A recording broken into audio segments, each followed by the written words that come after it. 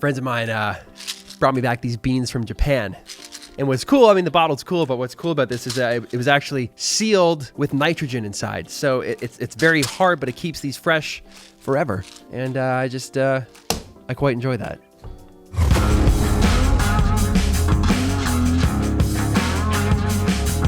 What's up, everybody? Peter McKinnon here, and welcome back to another tutorial. Today we are continuing the segment, the sessions on beginner mistakes that you make in photography that hopefully you're not gonna make, because I'm gonna shed a little light on these so that you can not make them moving forward. And today's specific lesson, if you will, tutorial, is about editing. The last video that we did, which I'll link right here, was just beginner mistakes that you're gonna make in photography, just general things with regards to actually shooting. But today we're gonna move into the second video in this series, which is the editing process. Things that I wish I didn't do. When I look back at my photos and I see them and I think to myself, oh my goodness, I can't believe I did that. That's just, take it away. Take it away. It's like when someone brings out the old photo album, you got like your girlfriend over or whatever. Like, oh, look at Peter when he was 7. You're like, no, just put that away. No one needs to see those. Let's just sweep them under the rug forever. Hopefully you watch this video, you get inspired, you keep some of these things under your belt, and the next time you're editing your shots, you're like, oh yeah, that is probably a little bit too much.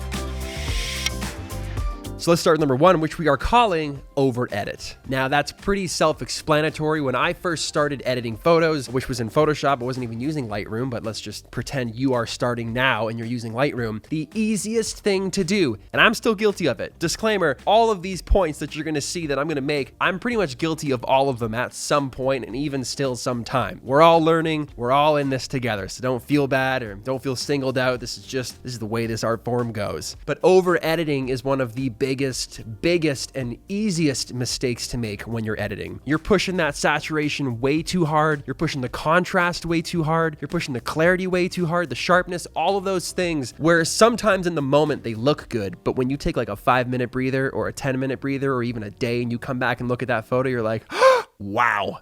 I don't know what I was thinking yesterday when I edited that, or I don't know what I was thinking 10 minutes ago before I went to the washroom and came back and saw this atrocity. So being careful not to over edit your photos, showing some restraint, holding back a little bit is gonna be better in the long run. You're gonna get a nicer looking photo, because a photo that looks too processed is just a photo that looks too processed. No one actually sees the content of the photo. They just see the processing. You could have the best image you've ever seen in the world and you post it, but if it's over processed, people are just gonna be like, wow, that's unfortunate. Look how heavily edited this is. Look at this, guys. Look how saturated. You're gonna miss the fact that it's an erupting volcano shooting lava 100 feet into the air and there's a seaplane just dodging that splash. That doesn't matter. They're just gonna see the fact that you took that clarity slider to the max. Now, speaking of the clarity slider, if that's something that you guys like, know that the more you put clarity into a photo with Lightroom, it's gonna actually desaturate. It pulls color, it sucks the color right out of that photo the more you use that clarity. And just the same thing like when you're using contrast, the more contrast you're adding to a photo, the more saturation you're adding to a photo. So it's all these little things that are trial and error that you need to make sure that you're not pushing it too far, because there's a very fine line between like, all right, relax, and that's a beautiful image. Over editing, easy mistake to make, try your best to avoid it. Moving on.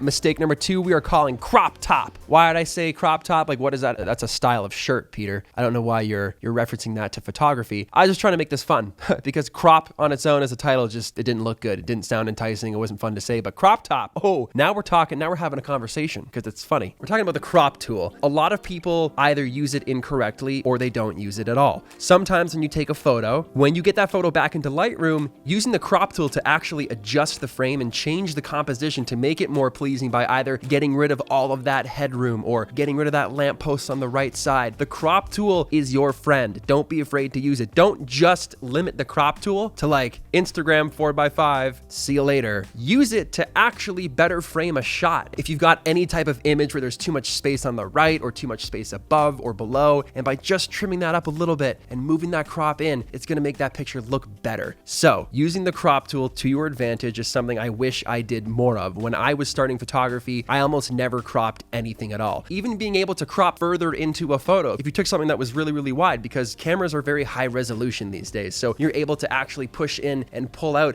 a nicer framed shot using the crop tools. If I could go back, I would be cropping my photos a lot more to precisely pinpoint that perfect frame to just get nicer looking photography. So crop top, not a shirt, it is a shirt, but in this case, we're talking cropping photos. Moving on to the next point. Mistake number 3, export master. I don't mean you're a master at exporting. I mean export a master. So many times you start editing a photo and then you crop it for Instagram, or you size it for web, or you size it for something else, and you export that version, and then you forget to actually export the master. A couple weeks go by, you've imported more photos, then you go back to try and find it, and you're like, I only have the full size, but it's a 4x5 for Instagram. Where's the actual landscape shot? Then you gotta go back, find the raw photo if you still have it, which you should, because you should back up all your stuff. But then you gotta go and re-edit that photo if you didn't have it synced in Light, and then it can be a nightmare. I always recommend, before you do any type of different crops or exports or high res or low res exports, Instagram, anything like that, export a master file. Edit the shot to how you like it, export it, save it, then go back in and do what you need to do. And if you want a bonus tip on top of that to make things easier, next time you're in Lightroom and you're editing a shot, go down to the bottom where all the thumbnails are, right click and select create virtual copy. That duplicates the photo. You'll see that it shows up with a little page turned icon. Now you can edit that photo however you want. Maybe it's a black and white shot. Maybe it's styled completely differently. Maybe it's cropped for Instagram 4x5, but then you can export that copy and you still have your master that is maybe edited differently and not cropped by 4x5. So by creating a virtual copy, you can do that 1, 2, 3, 4, 5, 6, however many times you want. You're not damaging that master. So export your master files, don't lose them. So many times I've been in this boat where I've just had to go back and re-edit shots. Boom, export master. Moving on to number 4. That's an interesting title, Peter. Humans, not aliens. Well, what do you mean by that? I mean when you see portraits that look like this. I mean, you got to remember, folks, as my friend Gabriel says, humans have pores. So many times people like to smooth out someone's skin. High fashion, it's going to look better. They're going to look more attractive. Let's just remove all the texture, all the detail. And before you know it, it doesn't even look like a human. It looks like an actual alien, or just something that I'm not even sure what it is. It's just not pleasing to look at. Massive editing mistake is just going way too hard on skin tones, either making them look like they have jaundice, or they're too bright and albino, or you've completely crushed them and the skin starts to deteriorate because that picture's been so sharpened that the skin tone now looks like you've got lesions on your face or something. Just don't push skin tones too hard, especially by softening them too much. And that goes just as much for the eyes. People love to brighten up eyeballs to the point where you look demonic. You look like you're gonna shoot beams from your eyes. It doesn't look good. Maybe a slight clarity bump in the eyes, maybe a little bit of iris brightener, but not to the point where it's like actually creepy. It stands out way too much, and it's something that just doesn't look good, but it's something that a lot of amateur editors do in the beginning. They pump those skin tones, they change them up, they soften the skin, they brighten up the eyes, and you're left with the weirdest looking photos that anyone's ever seen. So that's just a big no. I would avoid that as much as you can. Small, subtle movements with those sliders, folks. We want to take pictures of humans, not aliens. I mean, pictures of aliens would be cool, but that's a whole nother topic. Moving on to point number 5. Number 5, that's so cliche. I guess you kind of figured out the point from there. We're talking about avoiding cliches. Now, sometimes clients want stuff like this. If you're shooting for a living, they're like, hey, I would love it if I was holding an umbrella and maybe just that umbrella was red and everything else was black and white. That would be cool. No, it's not cool. It's your job as a photographer to convince that client that it's 2018. We're not going to do that anymore. Like, we're not doing star wipes to the next frame, little circles.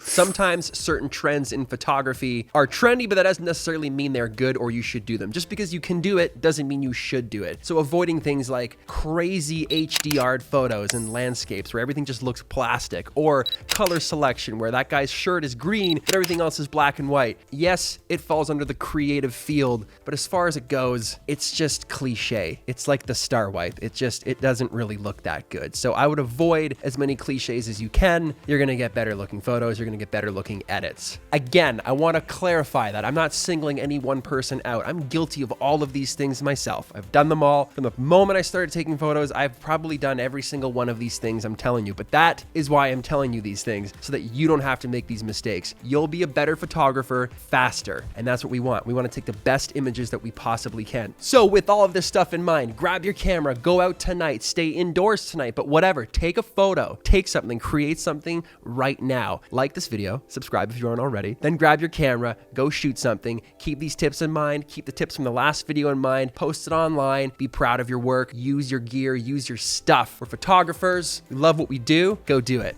Thanks so much for watching. Like I said before, hit that like button if you like this video, subscribe if you aren't already, and folks, I will see you in the next video because I have this big case here that I need to talk about. I'm pretty excited about it if you know what it is. See you in the next one.